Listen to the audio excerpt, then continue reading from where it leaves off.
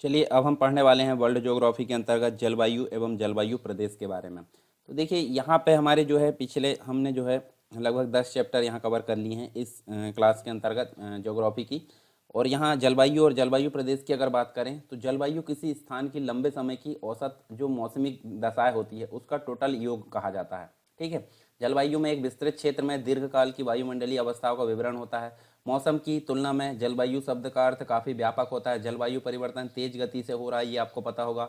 औद्योगिक क्रांति के बाद पृथ्वी का औसत जो तापमान है वो हमको 1.1 डिग्री बढ़ता हुआ देखने को मिला है, जिसका लोगों के जीवन पर काफ़ी व्यापक असर हुआ है। अगर मौजूदा स्थिति इसी तरह आगे बढ़ती रही तो इस सदी के अंत तक वैश्विक तापमान में हमको 3.4 से लेकर 3.8 डिग्री सेल्सियस तक हो सकता है ये तापमान। मोंक हाउस जो है एक व्यक्ति, उनके अनुसार जलवायु वस्तुतः किसी स्थान विशेष की दीर्घकालीन मौसमी दशाओं के विवरण को प्रदर्शित करती है। तो हम इसी के बारे में यहाँ पर कंप्लीट रूप से ओवरव्यू कुछ देखने वाले हैं और जो इससे बनने वाले क्वेश्चन हैं जो उसके बारे में हम यहाँ पर डिस्कस करेंगे। तो जलवायु हमने देखे थे, जलवायु किसी स्थान विशेष के मौसम की औसत दशा को कहा जाता है। जलवायु में एक विस्तृत क्षेत्र में दीर्घकालिक वायुमंडलीय अवस्थाओं का विवरण होता है। कोपेन ने जलवायु वर्गीकरण को प्रस्तुत करने के लिए वनस्पति प्रदेशों का आधार माना है और कोपेन ने विश्व के को जो है मुख्य 5 जलवायु प्रदेशों यानी कि उष्णकटिबंधीय आर्द्र उष्णकटिबंधीय आर्द्र जलवायु, शुष्क जलवायु, उष्ण उष्ण शीतोष्ण आर्द्र जलवायु, इसके अलावा शीतोष्ण जलवायु, ध्रुवीय जलवायु प्रदेश, इन सभी भागों में बांटा है। इन्हें टोटल 5 भागों में बांटा है। इसके अलावा उष्ण शीतोष्ण आर्द्र जलवायु को वर्ष पर्यंत वर्षा यानी CF, ग्रीष्म काल में अत्यधिक वर्षा, CW, शीतकाल में अधिक वर्षा, CS, इन रूपों में बांटा है। शुष्क जलवायु को मुख्यतः 2 भाग यानी कि स्टेपी प्रदेश BS जिसको बोला जाता है, मरुस्थलीय प्रदेश BW जिसको बोला जाता है। और ध्रुवीय जलवायु को जो विभाजन है टुंड्रा व टैगा क्षेत्रों के रूप में किया गया है। इसके अलावा हम यहाँ देख सकते हैं, देखिए उपध्रुवीय क्षेत्रों में कोणधारी वनस्पति पाई जाती है और ध्रुवीय क्षेत्रों में प्रतिकूल जलवायु दशाओं के कारण जनसंख्या प्राय इनका अभाव देखने को मिलता है। उष्णकटिबंधीय मानसूनी वर्षा जिसे AM बोला जाता है, इसको मानसूनी जलवायु भी कहते हैं। यहाँ पर वर्षा की अधिकता होने के कारण वन भी अधिक मिलते हैं। समस्त विश्व के बिगड़ते हुए पर्यावरण संतुलन एवं प्रदूषण के कारण पृथ्वी के तापमान में जो निरंतर वृद्धि हो रही है, ऐसी स्थिति ही भूमंडलीय ऊष्मन कहलाती है। साथ ही तापमान में वृद्धि के कारण जलवायु में जो है बहुत बड़े परिवर्तन होंगे। वर्तमान में मौसम में देखी जा रही विसंगतियां इसी वृद्धि का परिणाम देखने को मिलती है। पृथ्वी के औसत तापमान में वृद्धि हो रही है और वैज्ञानिकों का अनुमान है कि सन 2050 तक पृथ्वी का जो तापमान है 1.5 से 4 यानी 4.5 सेल्सियस तक बढ़ जाएगा। तो ये कुछ बेसिक चीज़ें थी जलवायु प्रदेश के बारे में। अब बात कर लेते हैं हम इनसे बनने वाले कुछ क्वेश्चंस जो कि पिछले वर्ष में पूछे गए हैं और साथ में मॉडल क्वेश्चन आंसर हम यहाँ पे देखने वाले हैं। आज का वीडियो शुरू करने से पहले मैं आपको बताना चाहूंगा अनअकैडमी आपके लेकर आया है Unacademy summit 2.0 association with the Hindu group. और इस समिट में बहुत सी ऐसी हस्तियां हैं जो आपको गाइड करेंगी सिविल सर्विस एग्जाम को क्रैक करने के लिए, किस प्रकार से स्ट्रेटेजी बनना चाहिए, किस प्रकार से यहाँ पे आपको शॉर्ट्स नोट्स बनाने चाहिए, किस प्रकार से बहुत सारी चीजें हैं यहाँ पे जो कि बहुत ही बारीक चीजें हैं, आपको जानना जरूरी है सिविल सर्विस एग्जाम को क्रैक करने के लिए। यहाँ पे क्रैश सत्ता है जी, दीपक गुप्ता जी और बहुत से यहाँ पे स्पीकर जाने मानी हस्ती है जो आपको गाइड करेंगे। साथ ही अनअकैडमी के बेस्ट एजुकेटर्स है जो आपको यहाँ पे गाइड करेंगे इस समिट में।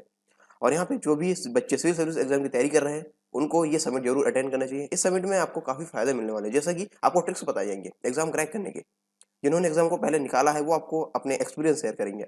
आपको रैंकर से तैयारी करने के तरीके के बारे में बताया जाएगा और IAS ऑफिसर की जिंदगी को आपको करीब से देखने का मौका मिलेगा। और इस 2 दिन के इवेंट में और क्या क्या होने वाला है मैं आपको बता देता हूँ। यहाँ पे 70 प्रतिष्ठित वक्ता होंगे, यहाँ पे 20 टॉक्स होंगी, डिस्कशन सेशन होंगे, 32 हैंड्स ऑन वर्कशॉप होंगे। और इस समिट के लिए आपको कहीं जाना भी नहीं है, ये समिट पूरा ऑनलाइन है। और आपके मन में कुछ सवाल होंगे, इसका रजिस्ट्रेशन की फी क्या रहेगी, मैं आपको बताना चाहूंगा कि इसकी रजिस्ट्रेशन के लिए कोई भी फीस नहीं है, आपको बस एडवांस में रजिस्टर करना है। और क्या मैं सारे सेशन अटेंड कर सकता हूँ? हाँ बिल्कुल, आप सारे सेशन अटेंड कर सकते हैं, बस कुछ सेशन ऐसे होंगे जो पैरेलली चलने वाले हैं, आपको अपना टाइम मैनेज करना है। इसमें कौन कौन पार्टिसिपेट कर सकता है? ये समिट सबके लिए है, सबके लिए खुला है, कोई भी इसमें पार्टिसिपेट कर सकता है।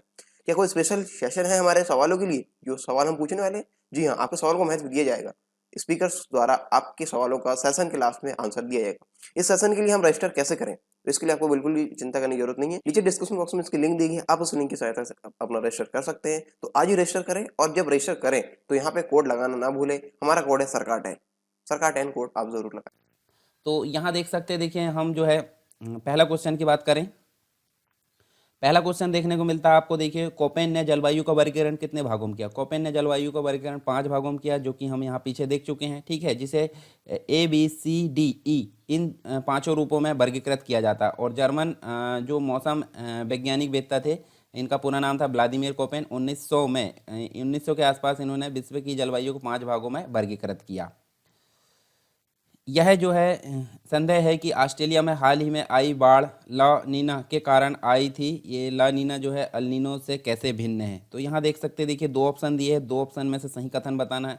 तो ला नीना जो है विषुवतीय हिंद महासागर में समुद्र के असाधारण रूप से ठंडे तापमान से चरित्रित होता है, जबकि अल नीनो जो है विषुवतीय प्रशांत महासागर में समुद्र के असाधारण रूप से गर्म तापमान से चरित्रित होता है। तो ये जो ऑप्शन है हमारा गलत है, ऐसा बिल्कुल नहीं है।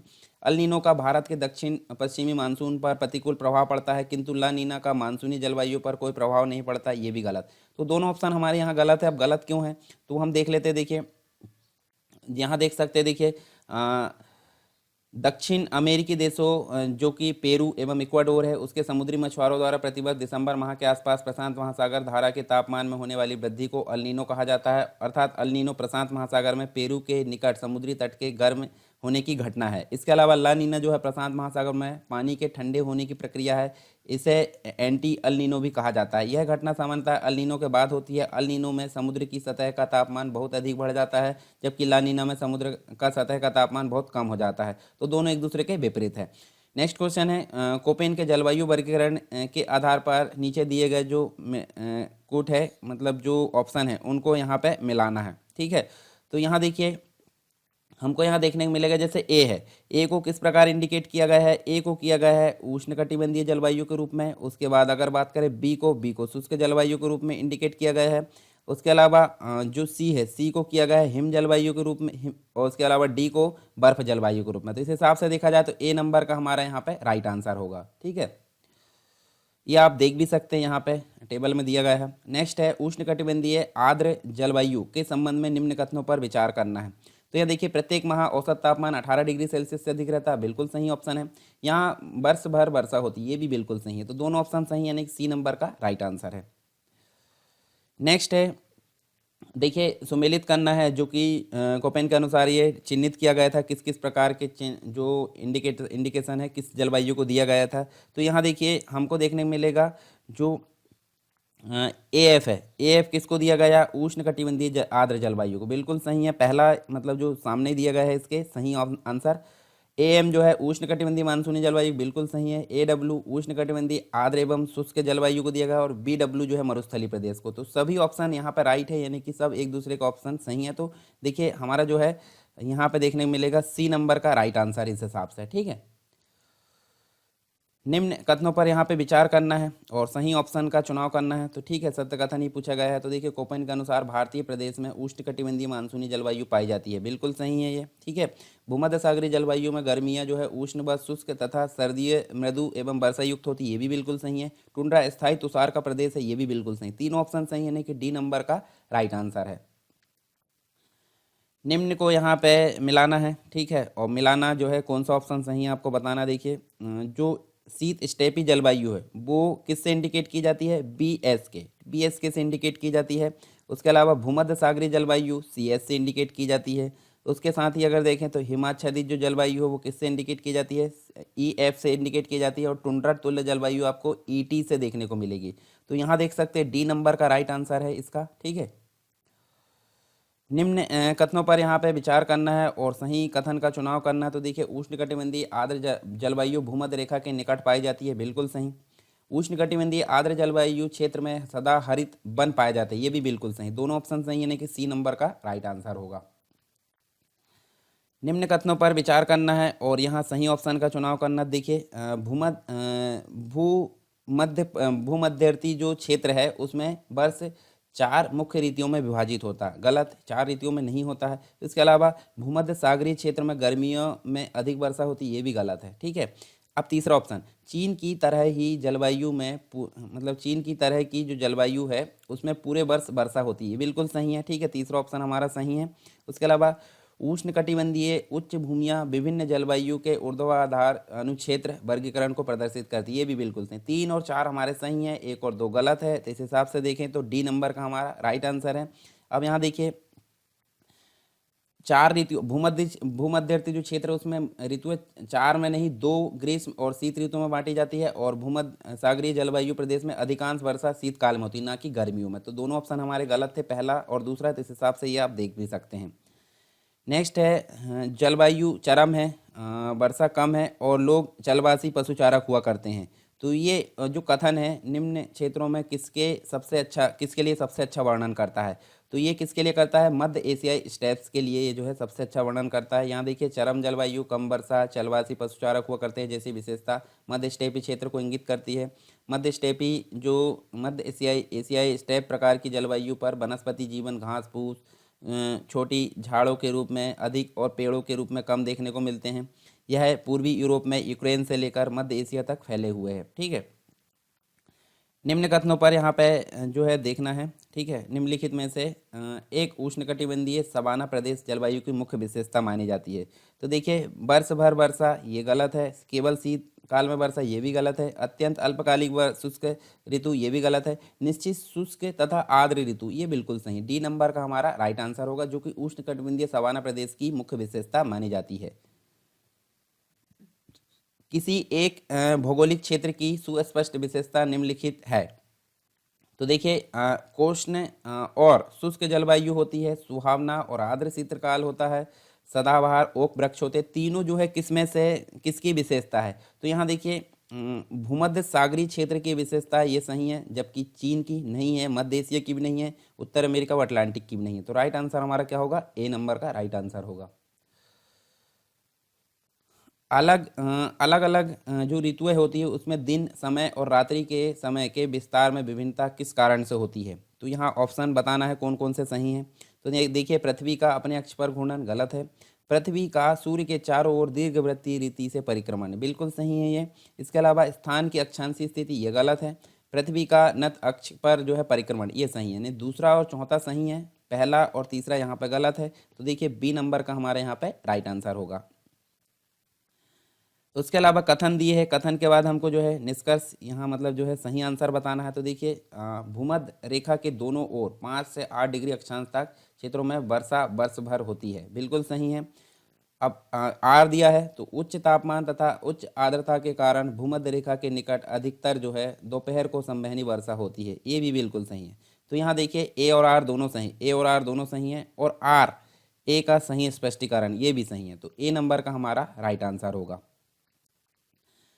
इसके अलावा जो है मरुस्थलीय जलवायु के संबंध में निम्न कथनों पर विचार करना है और सही आंसर का चुनाव करना है। ठीक है, तो इन क्षेत्रों में गर्मी अधिक होती है, बिल्कुल सही है, क्योंकि वहाँ पर देखिए वर्षा कम होती है। इन क्षेत्रों में दिन के समय गर्मी किंतु रात के समय ठंडी होती है, ये भी बिल्कुल सही है। सहारा, अटाकामा तथा जो है मरुस्थल इसी जो है से क्षेत्र में आते हैं। ठीक है, तो यहाँ देख सकते हैं हम, देखिए तीनों कथन हमारे सही हैं, तो डी नंबर का हमारा राइट आंसर होगा।